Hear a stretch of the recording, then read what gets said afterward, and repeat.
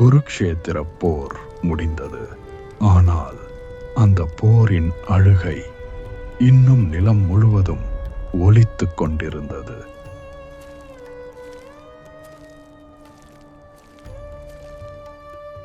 நூறு மகன்களை இழந்த ஒரு தாய் தர்மத்தை காத்த பகவான் கிருஷ்ணரையே சபித்தார். அந்த சாபம் யாதவ குலத்தின் முடிவாக மாறியது.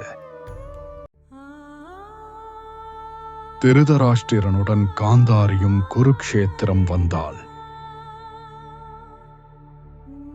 அங்கு கிடந்தது அவளது வம்சத்தின் சிதைவுகள்.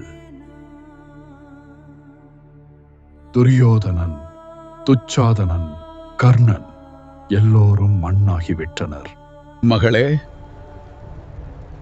குருஷேத்திரம் முழுவதும் பெண்களின் அழுகுரல்கள் மட்டும்தான் கேட்கிறது. இறுதியில் காந்தாரி தன் மகன் துரியோதனனின் உடலை அடைந்தாள். அவள் பேசவில்லை. ஆனால் ஒரு தாயின் உள்ளம் சிதறியது. ஒரு காலத்தில் ஹஸ்தினாபுரத்தின் அரச சிம்மாசனத்தில் அமர்ந்தவன் இப்போது மண்ணில் விழுந்து கிடந்தான்.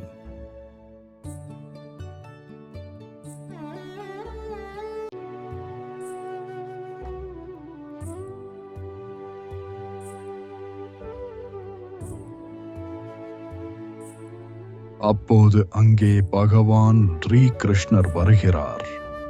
போரை நிறுத்தும் சக்தி உனக்கு இருந்தும் நீ நடுநிலை வகித்தாய்.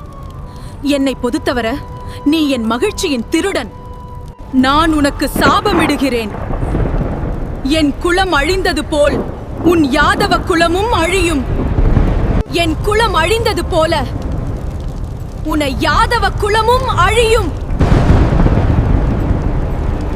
இன்றிலிருந்து 36 ஆண்டுகளுக்கு பிறகு யாதவர்கள் ஒருவரை ஒருவர் கொன்று அழிவார்கள். அரசியே, உன் குற்றச்சாட்டு தவறு. உன் மகன்கள் தங்களின் அதர்மத்தாலேயே மாண்டனர். நடந்தது அனைத்தும் விதிப்படியே. நானும் விதிக்கு கட்டுப்பட்டவனே. இந்த போரை நிறுத்த நான் எடுத்த அனைத்து முயற்சிகளையும் சீர்குலைத்தது உன் அருமை மகன் துரியோதனனே. இந்த போரின் விளைவுகளை நீயும் நானும் இணைந்து அனுபவிக்க வேண்டும். அரசியே, யாதவர்களின் அழிவு ஏற்கனவே காலத்தின் தீர்ப்பாக வந்துவிட்டது. எனவே நீ எனக்கு அளித்த சாபத்தை நான் முழு மனதோடு ஏற்கிறேன். காலம் கடந்தது. பாண்டவர்கள் அஸ்தினாபுரத்தில் ஆட்சி செய்தனர். துவாரகையில் யாதவர்கள் செல்வ செழிப்புடன் வாழ்ந்தனர். ஆனால் காந்தாரியின் சாபம் காலத்தை நோக்கி நகர்ந்து கொண்டிருந்தது. மௌசல பர்வத்தில் வியாசர் கூறுகிறார், யாதவர்கள் தாங்களே தங்களை அழித்துக் கொண்டார்கள் என்று. ஒரு சாபம், ஒரு இரும்பு உலக்கை, ஒரு மது விருந்து. இறுதியில் யாதவர்கள் ஒருவரை ஒருவர் கொன்று வீழ்ந்தனர். யாதவ குலம் அழிந்த பின் கிருஷ்ணர் தனியாக காட்டிற்குள் சென்றார். அங்கு ஜரா என்ற வேடனெய்த அம்பு அவரது மனித அவதாரத்தின் முடிவாகியது.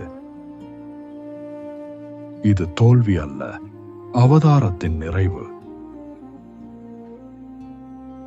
மகாபாரதம் வெறும் போர்க்கதை அல்ல, அது மனித ஆசை, கோபம், தர்மம், காலம் இவற்றின் காவியம்.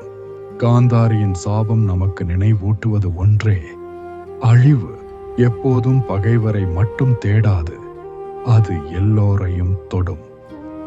இந்த வீடியோ பற்றிய உங்கள் கருத்துக்களை மறக்காமல் பதிவிடுங்கள்.